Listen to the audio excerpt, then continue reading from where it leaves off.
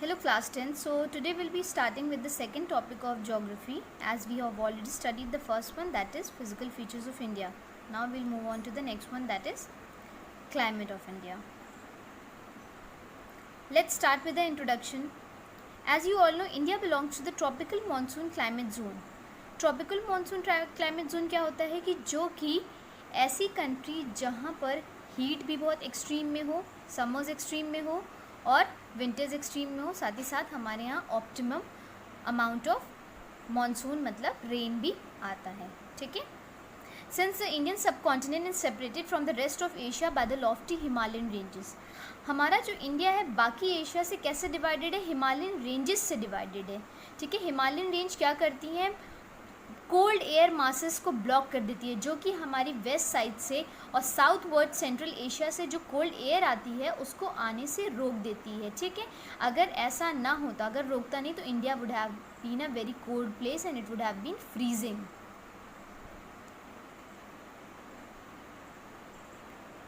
During summer आपको बता दूं कि due to the overhead position of the sun हमारा बिल्कुल वर्टिकल होता है हमारा इक्वेटर पे, जिसकी वजह से क्या होता है, क्लाइमेट सदर्न पार्ट्स के इंडिया में इक्वेटोरियल ड्राई क्लाइमेट होता है. जैसा कि इक्वेटर पे क्लाइमेट होता है वैसा ही हमारा इंडिया पे क्लाइमेट होता है. The north Indian plains are under the influence of hot dry wind. जो अगर हम बात करेंगे नॉर्थ इंडिया की, तो नॉर्थ इंडिया में किस चीज़ का, कौन सी एयर का इन्फ्लुएंस होता है? लू का. It is a dust laden hot wind. जैसे कि गर्म हवा के लपेटे जो होते हैं उनको हम लू कहते हैं. ठीक है. डस्ट के साथ आती है ये कहाँ से चलती है? Thar, Baloch and Iranian desert से आती है, जिसकी वजह से किसी भी जगह का टेम्परेचर जो है वो रेज हो जाता है. इसीलिए whole of India south of the Himalayas can be climatically treated as the tropical country. अगर हम ये सारे फीचर्स को ऑब्जर्व करेंगे, कंसिडर करेंगे, तो इंडिया को क्या कहा जा सकता है? ट्रॉपिकल कंट्री कहा जा सकता है, specially the south of Himalayas. The seasonal reversal of winds in Arabian Sea and Bay of Bengal give India tropical monsoon climate. अभी तो हमने बात करी कि इंडिया ट्रॉपिकल कंट्री. अब इंडिया को ट्रॉपिकल मानसून कंट्री क्यों कहा जाता है? क्योंकि यहाँ पे seasonal reversal of winds, her season में विंड्स का आना और जाना होता है. कहाँ से? अरेबियन सी से और बे ऑफ बंगाल से, डिफरेंट सीजन्स में. जैसे कि हमारा विंटर सीजन में अरेबियन सी से और समर सीजन में बे ऑफ बंगाल से जो एयर विंड चलती है उसकी वजह से वो जो विंड्स होती हैं वो अपने साथ काफ़ी सारा मॉइस्चर लेके आती हैं, क्योंकि Arabian sea and bay of Bengal जो है ये ओशंस है. ठीक है. ये सी है और ये सी से जो हवाएं क्रॉस होती हैं वो अपने साथ बहुत सारा मॉइस्चर लेके आती हैं, जिसकी वजह से काफ़ी अच्छा मानसून क्लाइमेट हमारा इंडिया एक्सपीरियंस करता है. इसीलिए इंडिया को क्या कहा जाता है? Tropical monsoon climate. अब बात करते हैं इंडिया के क्लाइमेट, कितने सीजन्स होते हैं इंडिया में. ठीक है. तो first is the cold weather season of winter, जिसको विंटर सीजन कहते हैं. ठीक है. ये नवंबर टू मार्च में होता है. And the second one is the hot weather season और समर सीजन. ये हमारा मार्च टू जून में समर सीजन होता है. फिर उसके बाद हमारा क्या है? साउथ वेस्ट मानसून सीजन या फिर रेनी सीजन. जो मेन रेनी सीजन हमारा होता है पूरे most of the Indian parts में, वो जून टू मिड सितंबर. लेकिन जो कुछ पार्ट्स में हमारा कौन सा रेनी सीजन होता है? The season of the retreating monsoon और कूल सीजन. इसको क्या कहते हैं? Retreating monsoon season. मिड सितंबर से लेके अक्टूबर तक होता है. तो दे आर बेसिकली 4 सीजन्स. अब बात करते हैं winter season in India. Winter season India में नवंबर टू मार्च में होता है. जनवरी कोल्डेस्ट मंथ होता है और सन्स की जो एपरेंट पाथ होता है साउथ ऑफ द इक्वेटर के साउथ में होता है, जिसकी वजह से बहुत ज़्यादा सन की डायरेक्ट रेज नहीं आती और अर्थ हमारा हीट नहीं हो पाता और इंडिया भी हीट नहीं हो पाता है. Clear sky, pleasant weather, low temperature, low humidity, high range of temperature, cool and slow north east trade winds. ये कुछ क्या है हमारे कैरेक्टरिस्टिक्स फीचर्स हैं विंटर सीजन के. विंटर सीजन में स्काई क्लियर होता है, जो वेदर होता है काफ़ी प्लेजेंट होता है, टेम्परेचर काफ़ी लो होता है, ह्यूमिडिटी भी लो होती है. अब बात करते हैं temperature in winter season. Temperature क्या होता है विंटर सीजन में? Isotherm of 20 degree Celsius run through parallel to the tropic of cancer. Isotherm is a imaginary line passing through the globe that joins the places having equal temperature. तो ये equal temperature वाली एक isotherm की जो line होती है 20 degree Celsius हमारा mean जो होता है parallel to the tropic of cancer, ये लाइन रन करती है विंटर सीजन में. मतलब 20 डिग्री मीन टेम्परेचर माना जाता है आइसोथर्म के अकॉर्डिंग. ठीक है। To the south of the isotherm the temperature are above 20 degree. अब हम आइसोथर्म के साउथ में बात करेंगे तो टेम्परेचर 20 डिग्री से अबव होता है। यहाँ पे विंटर सीजन क्लियरली डिफाइंड नहीं होता है आइसोथर्म के साउथ में। Some parts of Kerala and Tamil Nadu जो होते हैं वो कितना टेम्परेचर होता है वहाँ पर 30 डिग्री भी होता है और उससे ज़्यादा भी होता है। लेकिन अगर हम बात करेंगे नॉर्थ मीन की तो नॉर्थ मीन में टेम्परेचर बिलो 21 डिग्री होता है and the weather winter is distinct.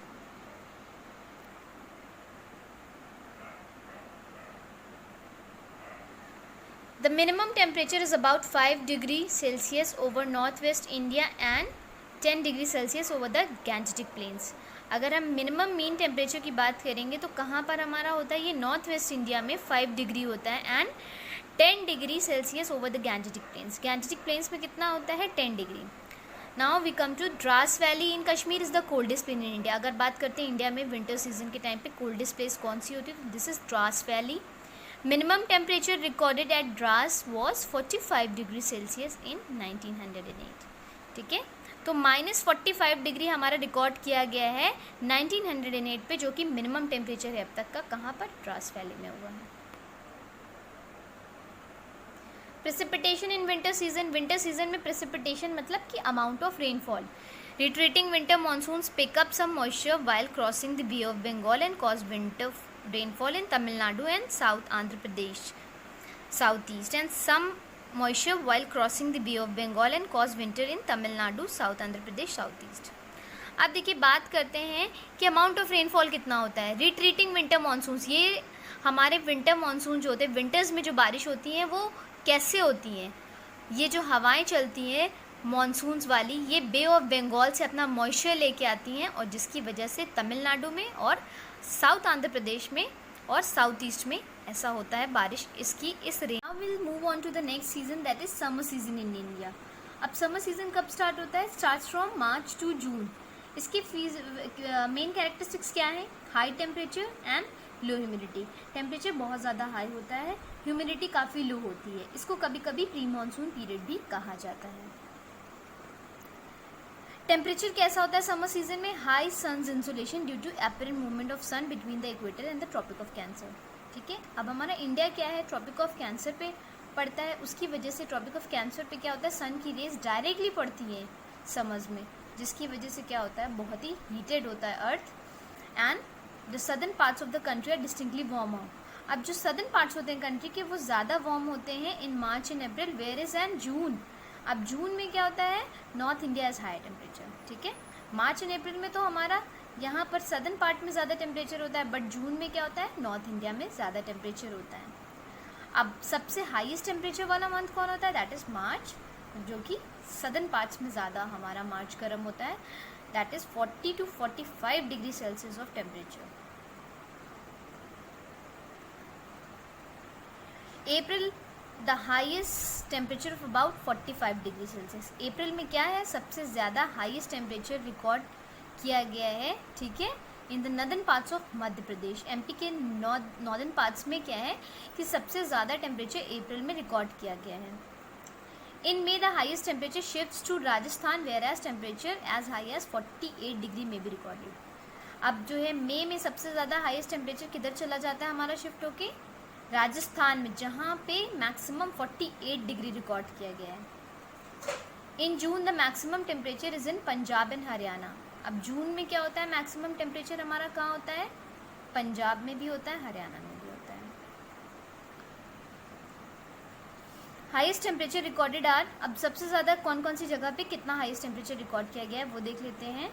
50.5 degree Celsius Alwar में 10 मई 1956 में, एंड उसके बाद गंगानगर में 50.6 डिग्री सेल्सियस 14 जून 1935 में सबसे ज़्यादा टेम्परेचर रिकॉर्ड किया गया है। Highest temperature recorded just before the onset of the south west monsoons. अब ये लेट मई में ये टेम्परेचर रिकॉर्ड किया गया जो दोनों अभी हमने डिस्कस किए। Diurnal range of temperature is also very high. Diurnal range मतलब कि the difference between the maximum and the minimum temperature, तो ये भी क्या होता है हमारा काफ़ी हाई होता है। It may be as high as 18 degree in some parts, कुछ पार्ट्स में ये जो रेंज होती है 18 डिग्री भी हो सकती है। प्रेशर इन समर सीजन में हमने टेम्परेचर देख लिया। अब बात करते हैं प्रेशर कैसा होता है। एटमॉस्फेरिक प्रेशर लो होता है क्योंकि ऑब्वियस सी बात है जो एयर होती है वो हीटेड होती है, और जो एयर हीटेड होती है that floats in the atmosphere due to which the air pressure is low.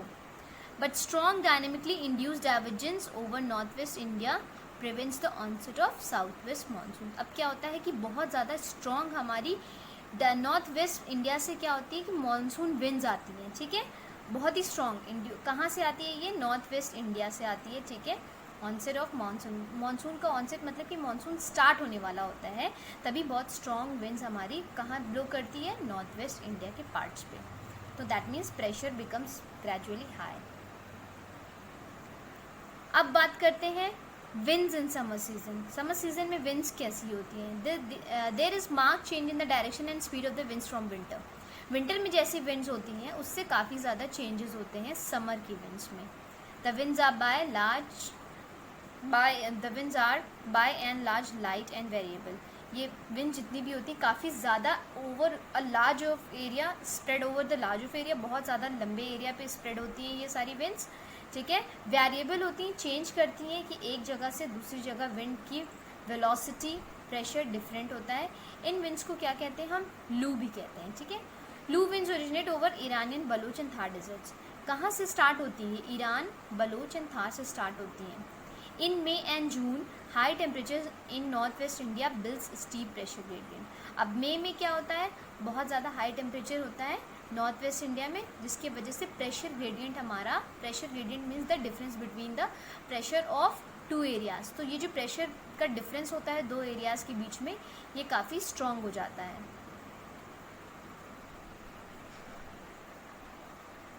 Hot dust laden and strong winds known as loo blows. अब कौन सी? मैंने आपको ऑलरेडी बताया कि हॉट डस्ट से भरी हुई विंड जो होती हैं चलती हैं, जिनको हम लू कहते हैं। कब स्टार्ट होती है ये? हमारी 9 बजे सुबह से ये ब्लो करना स्टार्ट होती है। Increases gradually and reaches maximum intensity in the afternoon.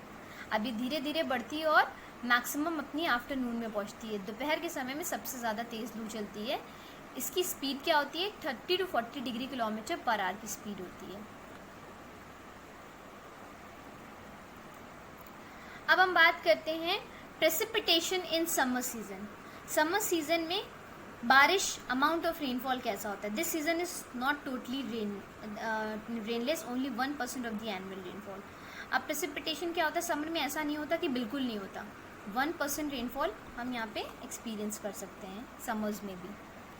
In the north eastern parts of the country dust storm bring little rainfall. अगर हम इंडिया के नॉर्थ ईस्टर्न पार्ट्स की बात करेंगे तो जो आंधी होती है, डस्ट के स्टॉर्म्स होते हैं, ये थोड़ी सी बारिश अपने साथ लेके आते हैं। आप कश्मीर में बात करते हैं तो बारिश कैसी होती है? प्रेसिपिटेशन वहाँ पे स्नो के फॉर्म में वहाँ पे अमाउंट ऑफ रेनफॉल होता है, ठीक है। और वेस्टर्न डिस्टर्बेंसेस की वजह से वो बारिश होती है। The north westers brings some rainfall in Assam. अब नॉर्थ वेस्टर्स मतलब नॉर्थ वेस्ट से आने वाली हवाएं कुछ रेनफॉल आसाम में, वेस्ट बंगाल में, उड़ीसा में लेके आती हैं। यहाँ की इंटेंसिटी थोड़ा ज़्यादा हाई होती है क्योंकि नॉर्थ वेस्ट विंड जो होती है that is strong. The rainfall brought by the north westers is known as spring storm showers. अब ये जो नॉर्थ वेस्टर्स हमारी रेनफॉल लेके आते हैं, इसका हमने नाम क्या दिया हुआ है? इसका नाम है spring storm showers. Small amount of rainfall is very useful for the cultivation of T. ये जो थोड़ी सी बारिश होती है, ठीक है, समर्स में, ये काफ़ी सारी चीज़ों की कल्टीवेशन के लिए अच्छी होती है, जैसे कि टी के, जूट के, राइस के, इन सब चीज़ों के लिए। असम में जो थोड़ी बहुत बारिश होती है उसको हम क्या कहते हैं? टी शार्स कहते हैं, क्योंकि ये टी के, जूट के, राइस के कल्टीवेशन के लिए अच्छी है। Coastal areas of Kerala and Karnataka receive rainfall from thunderstorms. Thunderstorms में हमारी जो बिजली कड़कती है, ठीक है, आंधी आती है साथ में, उसके साथ जो थोड़ी बहुत बारिश होती है वो हमारे coastal areas Karnataka and Kerala में रिसीव होती है वो बारिश। इनको हम क्या कहते हैं? मैंगो शार्स भी कहते हैं। ये जो थंडरस्टॉर्म के साथ रेनफॉल आती है इनको मैंगो शार्स कहते हैं, ठीक है। Such showers are called mango showers in Tamil Nadu and Andhra Pradesh. अब ये थोड़े बहुत जो शावर्स होते हैं इनको हम मैंगो शार्स का नाम दे रखा है तमिलनाडु में, आंध्र प्रदेश में, क्योंकि तमिलनाडु और आंध्र प्रदेश में जो मैंगो की खेती होती है, ठीक है, मैंगो का अगर कल्टीवेशन जो होता है उसके लिए बहुत अच्छा होता है ये थोड़ी बहुत बारिश जो होती है मैंगो क्रॉप के लिए।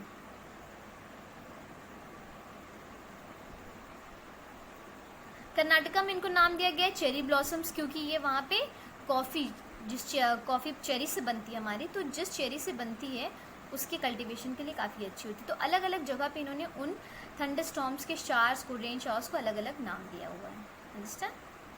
चलिए अब हम आते हैं नेक्स्ट सीजन पे, that is south west monsoon season, या फिर इसको बेसिकली हम क्या कहते हैं, रेनी सीजन। ये कब स्टार्ट होता है? साउथ वेस्ट मानसून सीजन हमारा जून से लेकर मिड सितंबर तक रहता है। साउथ वेस्ट मानसून सीजन को हॉट वेट सीजन भी कहा जाता है, क्योंकि गर्मी होती है और काफ़ी बारिश होती है। अब देखिए, sudden onset is one of the important feature of south west monsoon. Sudden onset मतलब कि अचानक से ये सीजन हमारा स्टार्ट हो जाता है, अचानक से ही तेज़ बारिश होने लगती है, तो ये इंपॉर्टेंट फीचर है। With the onset of monsoon temperature falls drastically and humidity levels rise. ठीक है, अब क्या होता है कि जैसे ही हमारा ये स्टार्ट होता है मानसून सीजन, टेम्परेचर क्या होता है, गिरने लगता है और ह्यूमिडिटी बढ़ने लगती है, क्योंकि वाटर कंटेंट हमारा एयर में ज़्यादा हो जाता है, इस वजह से ह्यूमिडिटी बढ़ने लगती है। बात करते हैं टेम्परेचर की कि साउथ वेस्ट मानसून सीजन मतलब रेनी सीजन में टेम्परेचर कैसे क्या होता है। ठीक है, sudden beginning of south west monsoon season leads to significant fall in temperature. Temperature गिर जाता है, 3 डिग्री से लेकर हमारा 6 डिग्री सेल्सियस तक टेम्परेचर पहुंच जाता है।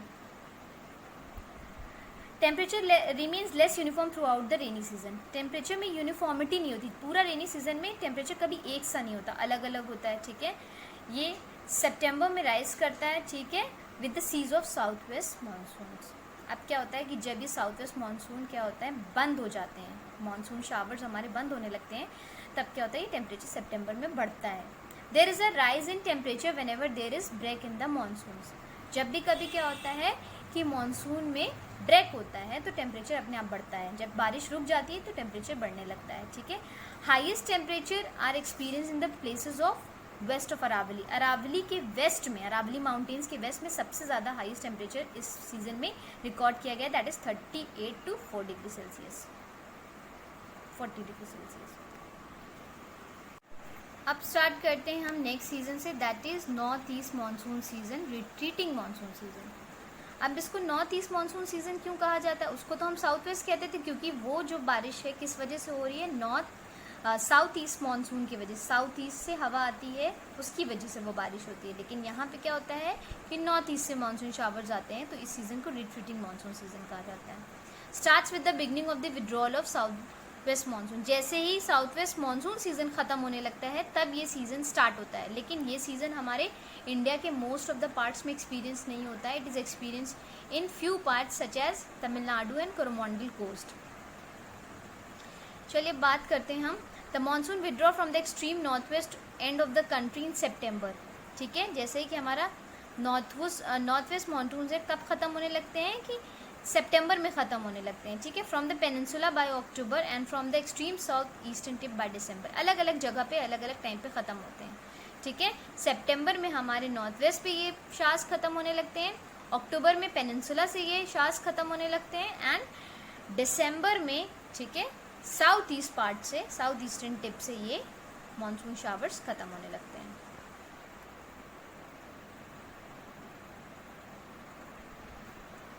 अब देखिए, in Punjab the south west monsoon reach in the first week of July and withdraw from there in the second week of September. Punjab में क्या होता है, साउथ वेस्ट मानसून पहले जुलाई के पहले हफ्ते में पहुंचते हैं और कब ख़त्म होते हैं, सितंबर के सेकेंड वीक में ख़त्म हो जाते हैं। साउथ वेस्ट मानसून सीजन जो है कोरोमंडल कोस्ट में पहुंचता है कब, जून के फर्स्ट वीक में, एंड कब ख़त्म होने लगता है, मिडिल ऑफ दिसंबर में ख़त्म होता है।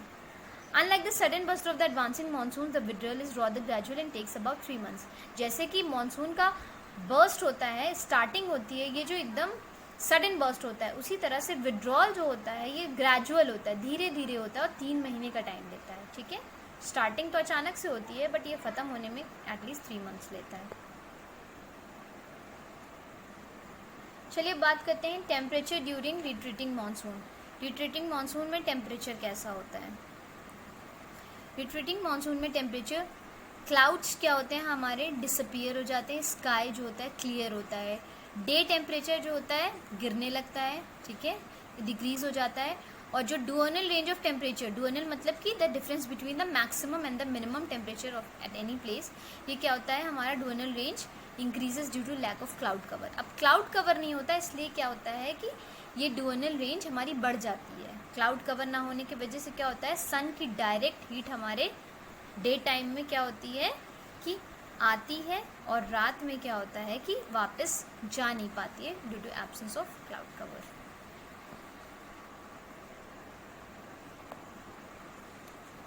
अब बात करते हैं pressure and winds during retreating season. Pressure कैसा होता है, as the monsoon retreat the monsoon through weakens and gradually shifts.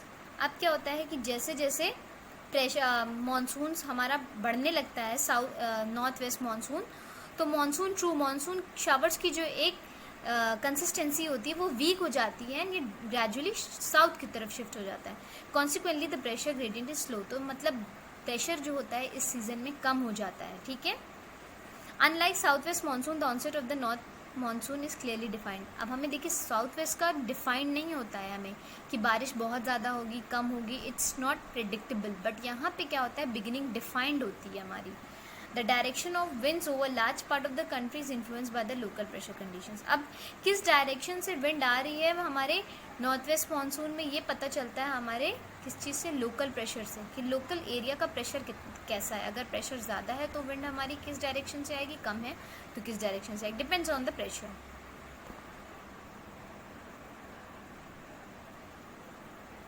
अब बात करते हैं retreating monsoon absorb moisture while passing over the bay of Bengal and causes rainfall. अब होता क्या है, रिट्रीटिंग मानसून को बारिश कहाँ से मिलती है, बे ऑफ बंगाल से मिलती है, और अगर हम बात करेंगे साउथ वेस्ट को तो उसको अरेबियन सी से मिलती है, ठीक है। तो दोनों अलग अलग जगह से अपना मॉइस्चर लेते हैं और अलग अलग जगह की वजह से बारिश होती है। Now will come to the features of Indian climate. This is very important कि इंडियन क्लाइमेट के फीचर्स क्या हैं।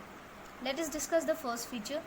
India has high regional climatic diversity. आपको पता है कि इंडिया में क्लाइमेट बहुत ही ज़्यादा डाइवर्स है इसकी टोपोग्राफी की वजह से। टोपोग्राफी मतलब कि लोकेशन, ऊंचाई, ऑल्टीट्यूड, डिस्टेंस फ्रॉम द सी, वो कोई जिस जगह की हम बात कर रहे हैं वो सी से पास है या दूर है। रिलीफ फीचर्स मतलब कि माउंटेनियस एरिया है, प्लेन है या फिर प्लेट्यूज है, क्या है, इस पर डिपेंड करता है। पहला बात करते हैं हम रेनफॉल की। The climate in most of the regions is characterized by distinct wet and dry season. India में क्या होता है कि वेट एंड ड्राई सीजन्स होते हैं। कहीं पर बारिश बहुत ज़्यादा होती है और कहीं पर बारिश बिल्कुल नहीं होती। Some places like Thar desert, Ladakh have no wet season. यहाँ पर तो कभी वेट सीजन होता ही नहीं है, ठीक है।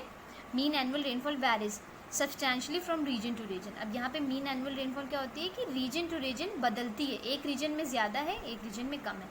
Mawsynram and Cherrapunji are two places Meghalaya में जो कि सबसे ज़्यादा है यहाँ पे रेनफॉल होती है। तो ये एकदम वैरी कर रही है कि नहीं, एक जगह पे बहुत ज़्यादा एक जगह पे कम है। While at Jaisalmer the annual rainfall really exceeds 12 centimetre. अब जैसलमेर में क्या है, ये हमारा राजस्थान में 12 सेंटीमीटर से ज़्यादा कभी एक्सीड ही नहीं करती है। So this is the case of rainfall.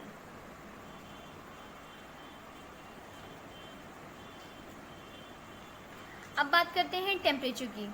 India में टेम्परेचर की बात करते हैं। Diurnal and annual temperature ranges are substantial. अब हमारा ड्यूनल रेंज, एनुअल रेंज, ये हमारे क्या होते हैं, सब्सटैंशियल होते हैं, मतलब कि अप्रोप्रिएट है, ठीक है, ये एफिशिएंट है। So in the previous videos we have completed 2 features of Indian climate. The third one is the temperature. अब बात करते हैं टेम्परेचर की कि इंडिया के क्लाइमेट में टेम्परेचर कैसा होता है। देखिए, diurnal and annual range of temperatures are substantial. Substantial मतलब ऑफ कंसिडर्ड इंपॉर्टेंस, ठीक है। ड्यूनल रेंज मैंने आपको बताया कि the difference between the maximum temperature and the minimum temperature of the same day. और एनुअल टेम्परेचर क्या होता है, the difference between the maximum temperature and the minimum temperature throughout the year, ठीक है। तो दोनों ही क्या होता है, कंसिडर्ड होता है।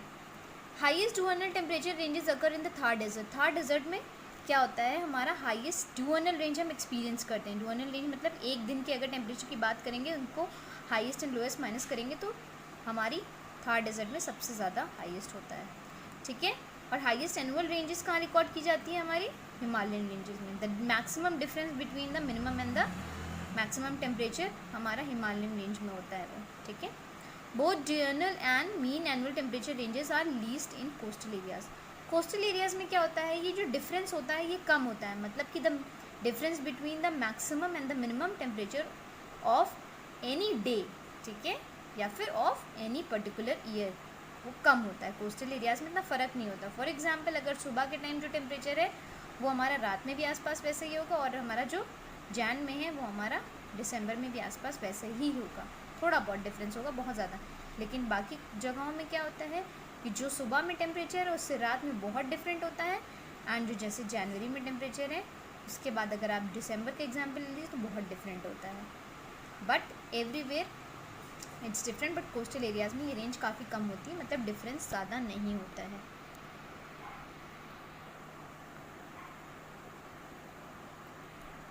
चलिए अब हम बात करते हैं दिसंबर। इन दिसंबर द टेम्परेचर में dip to 40 degree at some places.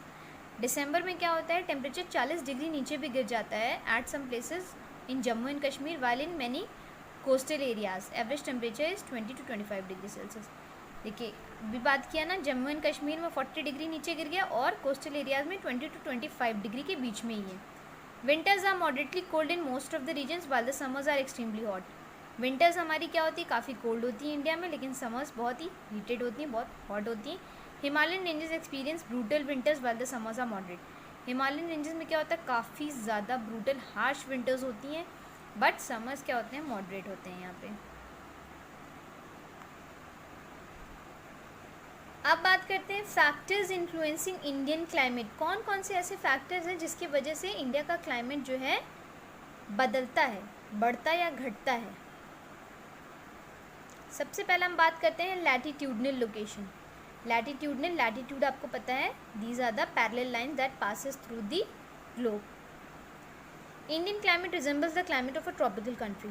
Indian climate कैसा होता है, एक ट्रॉपिकल कंट्री का जैसा, एक गर्म कंट्री का जैसा क्लाइमेट होता है, वैसा ही मैक्सिमम हमारा यहाँ पे टेम्परेचर होता है। Most of the things resemble like a tropical country. The mainland of India extends between 8 degree north to 37 degree north. India का मेनलैंड हमारा एक्सटेंड करता है 8 डिग्री नॉर्थ से लेकर 37 डिग्री नॉर्थ तक। Main areas south of the tropic of cancer are in tropics and receive high solar insulation. Tropic of cancer के south में जो जगहें होती हैं वहाँ पे क्या होता है, सोलर इंसोलेशन, मतलब कि सन की रेडिएशन जो होती है बहुत ज़्यादा रिसीव होती है, ठीक है। The summer temperatures are extreme and winter temperatures are moderate in most of the regions. Summer का टेम्परेचर काफ़ी एक्सट्रीम होता है, लेकिन विंटर्स क्या होती है, मॉडरेट होती है। विंटर्स बहुत ज़्यादा हार्श नहीं होती है, मोस्ट ऑफ द प्लेसेस में विंटर्स मॉडरेट होती है, बट समर्स जो होते हैं बहुत ही हार्श होते हैं यहाँ पे।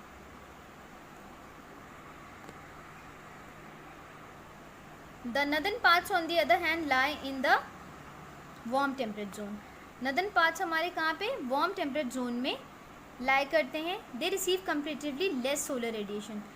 नॉर्दर्न पार्ट्स में सोलर रेडिएशन, सन की जो किरणें हैं वो काफ़ी कम पड़ती हैं, ठीक है, as compare to southern parts. But summer are equally hot in the north India because of hot local wind call लू। लेकिन ऐसा नहीं है कि नॉर्थ इंडिया में समर्स हॉट नहीं होती, बहुत हॉट होती है, क्योंकि यहाँ पे कौन सी विंड का इन्फ्लुएंस होता है, मैंने आपको लू के बारे में बताया था, डस्ट लेडन स्ट्रॉन्ग विंड्स, इसकी वजह से यहाँ पे समर जो होती है काफ़ी हॉट होती है। Winter are very cold due to cold waves brought by the western disturbances. Winters जो होती है ये बहुत ठंडी होती है, क्यों, क्योंकि वेस्टर्न डिस्टर्बेंसेज एक कोल्ड ओशन करंट होता है जो मेडिटेरेनियन सी में क्या करता है, अराइज करता है, ठीक है, वहाँ से ओरिजिनेट होता है, और जिसकी वजह से विंटर्स बहुत ज़्यादा ठंडी होती है नॉर्थ इंडिया में। Some places in Himalaya record low temperature particularly in winter. कुछ प्लेसेस हैं हिमालय में जो विंटर्स में काफ़ी लो टेम्परेचर क्या करती हैं, रिसीव करती हैं।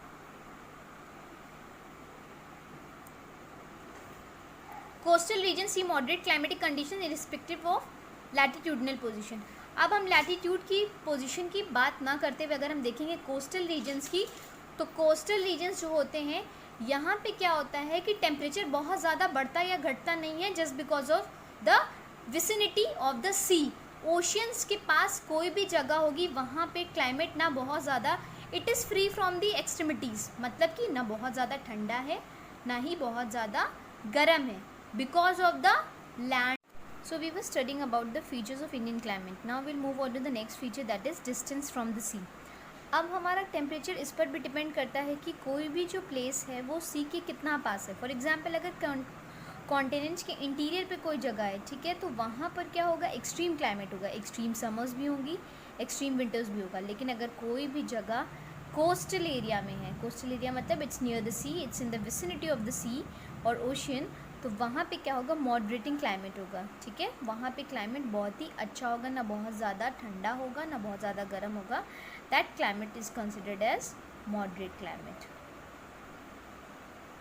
अब चलिए नेक्स्ट फीचर पे आते हैं, हमारा हिमालयाज़ एंड इंडियन क्लाइमेट। अब हिमालयाज़ के होने की वजह से इंडियन क्लाइमेट पे क्या असर पड़ता है, आपको बता दूं कि हिमालय जो है क्लाइमेटिक डिवाइड की तरह एक्ट करता है। It why because it divides the climate of the central Asia and India, दोनों के क्लाइमेट को अलग कर देता है। सेंट्रल एशिया का climate is quite different from the rest of India. चलिए अब बात करते हैं विंटर्स की। During winters Himalaya protect India from cold and dry masses of air. Winters के समय में क्या होता है कि हिमालयन माउंटेन के होने की वजह से जो बहुत ही ज़्यादा cold and dry masses of air होते हैं, जो सेंट्रल एशिया से आ रही होती है, उसको रोकते हैं और इंडिया तक नहीं आने देते। अगर ऐसा नहीं होता तो क्या होता है, इंडिया बहुत ज़्यादा एकदम कोल्ड प्लेस मानी जाती है और एकदम फ्रीज़ करता।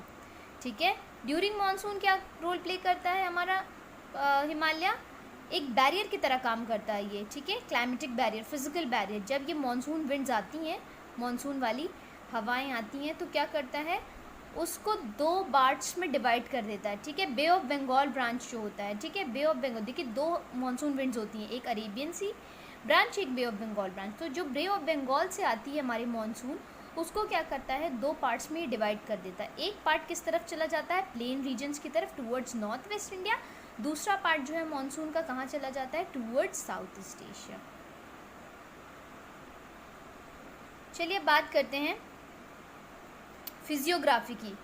फिजियोग्राफी क्या होता है, फिजियोग्राफी मीन्स लैंड में कितना एलिवेशन है। ठीक है, लैंड ऊंचा है, नीचा है, माउंटेन है, प्लेट्यू है, आसपास क्या है। ठीक है, आसपास जैसे फॉर एग्जांपल कुछ एरियाज़ में क्या होता है कि मॉनसून विंड्स नहीं पहुंच पाती ड्यू टू क्लाइमेटिक बैरियर्स को, और बहुत सारे फिजिकल बैरियर्स होते हैं, तो वो हमारा रेन शैडो जोन कहलाता है। और जहाँ पर रेनफॉल पहुँच पाती है, जहाँ पर हमारी मॉनसून विंड्स पहुँच पाती है, वो हमारा क्या कहलाता है, हमारा रेन एरिया कहलाता है। ठीक है, रेन शैडो जोन में रेन नहीं पहुंचती है, और रेन एरिया में क्या होती है, ठीक है, विंडवर्ड साइड जिसको कहते हैं, वहाँ पे रेन पहुंचती है। अब बात करते हैं monsoon winds in Indian climate. Monsoon winds का क्या इफेक्ट है क्लाइमेट पे, ये कैसे क्लाइमेट को चेंज करती है। The most dominating factor of Indian climate is monsoon winds. Monsoon winds की वजह से इंडिया का क्लाइमेट बहुत ज़्यादा इफेक्ट होता है। ठीक है, मॉनसून विंड्स के फीचर्स क्या हैं हमारे, देखिए सडन ऑनसेट, अचानक से ये मॉनसून विंड्स आती है, धीरे धीरे प्रोग्रेस करती है और धीरे धीरे ये वापस भी रिट्रीट होने लगती है। नेक्स्ट हमारा है सीजनल रिवर्सल ऑफ विंड्स। ठीक है, हम नॉर्मल विंड्स की भी अगर बात करते हैं, ठीक है, या किसी मॉनसून की भी बात करते हैं, तो सीजनली क्या होती है, ये विंड्स आती और जाती है, रिवर्सल होता है इसका, जिसकी वजह से बहुत ज़्यादा क्या होता है, क्लाइमेट पे असर पड़ता है। ठीक है, जैसे कि समर के बाद अचानक से क्या होता है, रेनी सीज़न आ जाता है, फिर उसके बाद अचानक से क्या होता है, साउथ वेस्ट मानसून की वजह से हमारी पूरे कंट्री में बारिश होने लगती है। साउथ वेस्ट मानसून में हमारे कौन कौन से दो ब्रांचेस होते हैं, Arabian sea and bay of Bengal branches होते हैं, उसकी वजह से पूरी कंट्री में बारिश होती है। ठीक है, अब बात करते हैं अपर एयर सर्कुलेशन। अपर एयर सर्कुलेशन क्या होता है, एयर में क्या होता है, करंट्स होते हैं। ठीक है, हमारे जो सरफेस पे एयर चलती है, ठीक है, अर्थ के, ठीक है, वहाँ पे क्या होता है, एयर सर्कुलेशन होता है, एयर मूव करती है, सर्कुलेट करती है, क्योंकि अर्थ रोटेट करता है उसकी वजह से। तो उसका क्या असर होता है, पहले देख लेते हैं कि आती कैसे है। ये हमारी the changes in the upper air circulation over Indian land mass is brought by the jet streams. ठीक है, जेट स्ट्रीम्स क्या होती है, jet streams are the narrow bands of strong air. ये ठीक है, हमारे स्ट्रॉन्ग एयर के नैरो बैंड्स होते हैं। ठीक है, जो हमारे ऊपर अर्थ के या फिर किसी भी पार्ट के, जैसे इंडिया की बात हम कर रहे हैं, तो इंडिया के ऊपर हमारे सरफेस पर फ्लो करती है। इसकी स्पीड बहुत ज़्यादा होती है। ठीक है, 100 to 150 किलोमीटर होती है, और ये क्या होती है, हमारे वेस्टर्न डिस्टर्बेंसेस से ये स्टार्ट होती है, और जिसकी वजह से हमारे टेम्परेचर में बहुत ज़्यादा चेंजेस होता है। देखिए, अब ये जो अपर air circulation is divided into two parts, that is westerly jet stream and easterly jet stream. अब वेस्टर्ली कहाँ से ब्लो करती है? वेस्टर्ली ब्लो इन विंटर, ठीक है, ये विंटर में ब्लो करती है, ठीक है, bringing westerly disturbances to India. India में वेस्टर्ली डिस्टर्बेंसेस लेके आती है, मेडिटेरेनियन सी से लेके आती है, जिसकी वजह से क्या होता है, इंडिया में रेनफॉल होती है नॉर्थ वेस्टर्न प्लेन्स में। They also cause occasional hello storms. इसकी वजह से क्या होता है, कभी बर्फ़ के ओले भी गिरते हैं और क्या होता है, स्नोफॉल होता है एंड कोल्ड वेव चलती है, एक ठंडी हवा का झोंका चलता है, ठीक है। अब बात करते हैं हम ईस्टर्ली जेट स्ट्रीम की। ईस्टर्ली जेट स्ट्रीम हमारा क्या है, इसका दूसरा पार्ट है, ठीक है। Easter these blow in summer, ये ईस्टर्ली जेट स्ट्रीम जो है ये समर में चलती है, ठीक है, और ये क्या, अराइवल ऑफ मानसून को लेके आने के लिए बहुत ज़्यादा हेल्प करती है, ठीक है, सडन ऑनसेट ऑफ मानसून। ये आती कहाँ है हमारी वेस्टर्ली, तिब्बत से आती है, ठीक है, ईस्टर्ली हमारी तिब्बत से आती है और ये पूरे काफ़ी मोस्ट ऑफ द प्लेसेस में मानसून लेके आती है। अब बात करते हैं tropical cyclones and western disturbances. Tropical cyclones क्या होते हैं, cyclones that develop over the oceans, ठीक है। ट्रॉपिकल साइक्लोन्स ओरिजिनेट कहाँ से करते हैं, हमारे बे ऑफ बंगाल से एंड अरेबियन सी से, और ये काफ़ी सारे इंडिया के पार्ट को, मतलब पेनिनसुलर इंडिया को अफेक्ट करते हैं, उनका क्लाइमेट अफेक्ट करते हैं। Majority of the cyclones originate in the bay of Bengal and influence the weather conditions. ज़्यादातर जितने भी साइक्लोन्स होते हैं ये किसमें, बे ऑफ बंगाल में ओरिजिनेट करते हैं और वेदर कंडीशंस को काफ़ी ज़्यादा क्या करते हैं, हमारे चेंज कर देते हैं मानसून सीजन में, ठीक है, साउथ वेस्ट मानसून की बात कर रहे हैं।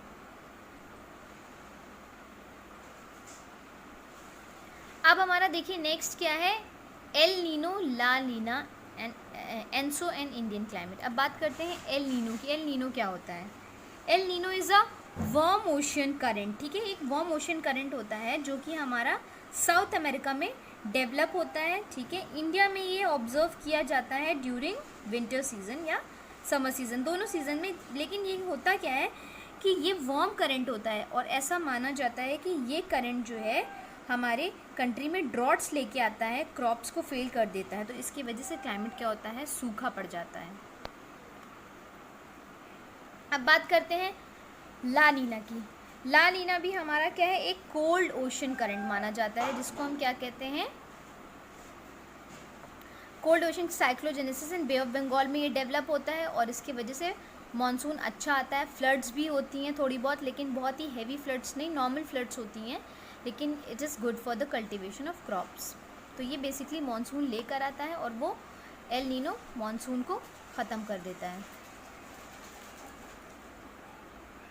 Now this chapter is complete and the project work is climate of India is unique and different from the rest of Asia। हमारे इंडिया का क्लाइमेट जो है एकदम यूनिक है और बाकी एशिया कॉन्टिनेंट से, एशियन कॉन्टिनेंट से बिल्कुल डिफरेंट है। तो आप अपने सूटेबल एक्सप्लेनेशन दीजिए अलॉन्ग विद अप्रोप्रिएट एग्जाम्पल्स।